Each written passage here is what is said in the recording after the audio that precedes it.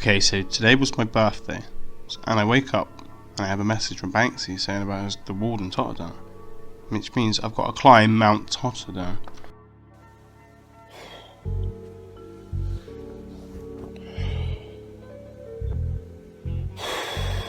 Gotta go up them hills. It's my birthday, and I'm climbing hills. That's right, guys, you're seeing that correctly. I have a new microphone, bought by the one and only, the legend that is Ambasita, and you're going to hear the range of vocals, a depth of sound like an ocean, and so much more. Okay, right now, anyway, if you're not familiar with Bristol, I want to film this, but them flats there were particularly ugly. It's one of the ugliest in Bristol, so I had to include it, you know. This is a proper vlog channel now. And his banana bridge. So this is actually kind of cool. It's a bit, you need to kind of do the yellow over, but it's kind of nice. It's good to see these kind of structures and things being built in the sea. But anyway, so I'm heading up to Totterdown, and the wind becomes a bit of an issue. So I'm gonna record as much as I can over it and have a little bit of me live speaking. But it's gonna be a lot of microphone Tyrone again. Okay. Honestly, I think I might have to take credit with how worried or how paranoid this guy is with all the protection and security. I think he watched the video and thought people were coming for that piece to get it. Oh, but honestly, when you see it, it's wild, boy. It's wild. Oh yeah, I walked away without locking my bike. I'm a dick, but I didn't get spinched. Lucky. So it's a pit stop before I go down there. Quick little one. These goddamn roads, boy.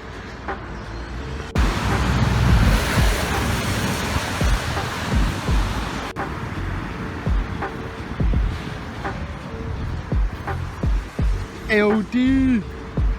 Alright, I have a quick pit stop because it's my birthday today. So I've come down to the Banksy because my friend said they might be getting rid of it soon. They got scaffolding around it. I seen on the Bristol 24/7 website. So I thought I want to go get some shots. But my friend said they might be removing it sooner than you think. But I wanted to come down here. Hey, my man. Yeah, I don't drink lager anyway, but I thought, you know what I mean, lockdown, no money, I might as well spend the last bit of money I got on a fucking beer. Never even tried this thing, either. Oh, it's just a bit like Grosh. Yeah, I wanted more Heineken, but this is more Grosh taste. But hey, what are you gonna do, right? So, happy birthday to me! Jen, go get a beer and cheers me. Happy birthday to me. You boy. Joint and a beer. You boy. Oh, it tastes like fucking ass. Honestly, it's when I drink lager. Oh, you boy. Fuck COVID, son.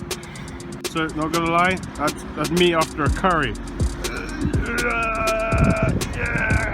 See, I've had half a can of beer and I'm already making toilet humour. I just went and drink. Right.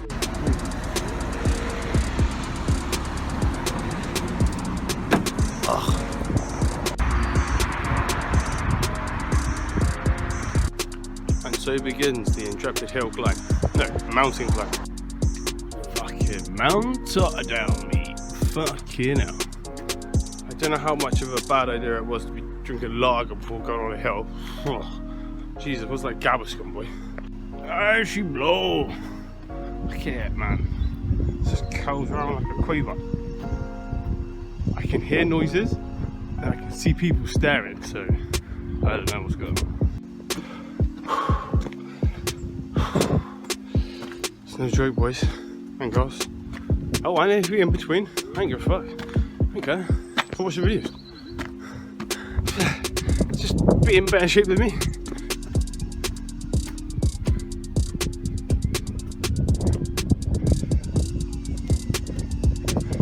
I can compose myself. Ta-da! Hold on, it's gonna be sick. I don't want this on camera, wait there.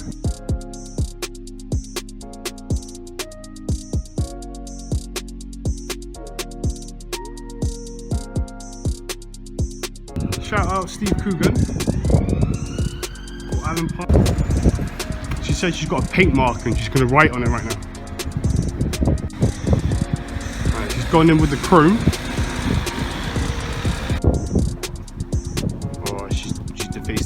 done. Can't even show that bit on camera. Whoa. I should get their cameras, isn't it? Look, they got the right idea.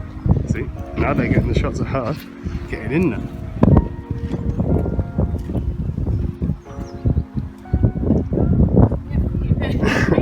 She defaced it, I seen. I've got it on camera and everything. Sorry? Nothing, don't worry. Look at that girl. Jesus, my dog. Super secure. Climbing the gap. Nope. Can't see shit outside now. Oh, I had a window. Morning, where's my sugar? Honestly, I wasn't lying when I said this guy has heavy security and protection. It's like, I don't think the Tate Modern has this much protection around it. And at the time, when it was first done, late last year, he hired security detail to be sat in a car in a black Golf nearby to jump on any vandals or bombers that wanted to try their little way with the piece, which is wild to be honest. There's so much protection, so much money's been put into this piece. It's got to be into tens of thousands already. So it's tens of thousands on security so far, and now restoration as well, because the thing about putting a perspex screen in front of the artwork is it doesn't allow moisture to get out. The wall doesn't breathe, which means mold will grow, and it's reported that Mr. Brandler, who owns some galleries and buys quite a lot of Banksys, says within a few years it will be destroyed. But whether that would be a better thing than it become a privately traded commodity amongst the rich, I don't know. Maybe I do prefer rampant destruction to, enabling wealth. I don't know. Maybe it's just the anarchist in me.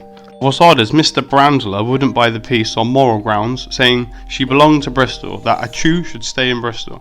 Now, it says as well that it's already tried to be sold, so this is probably the angle it's going down.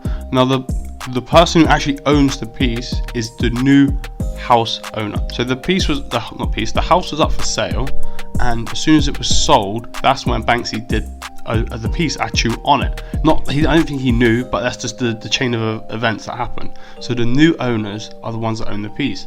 Now, I don't know how ruthlessly capitalist they want to be, whether it is just carving off the wall to make a bit of money, or whether they want to preserve it.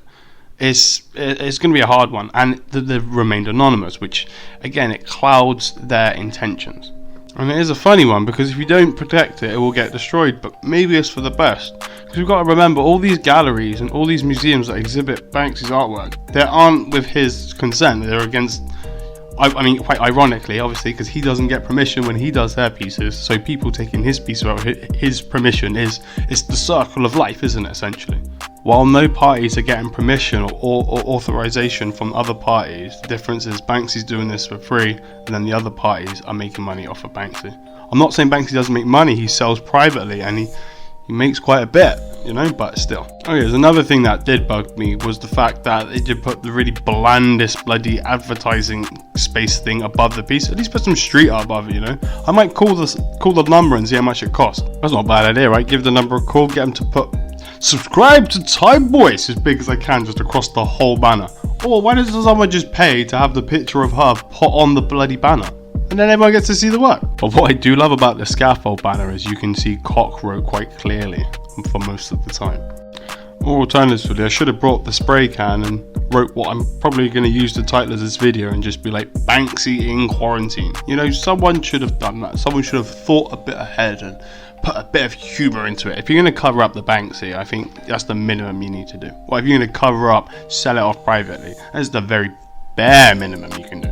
But thanks for watching, guys. Like the video if you enjoyed. Drop a comment. Tell me your favourite Banksy if you're not from Bristol. Or even if you are from Bristol, let me know your favourite one in the comments. I'm still working on the longer form project for the Banksy video. It should be a pretty good one, and I'm going to make it a banger. I'm going to include every single piece in Bristol and some really good anecdotes.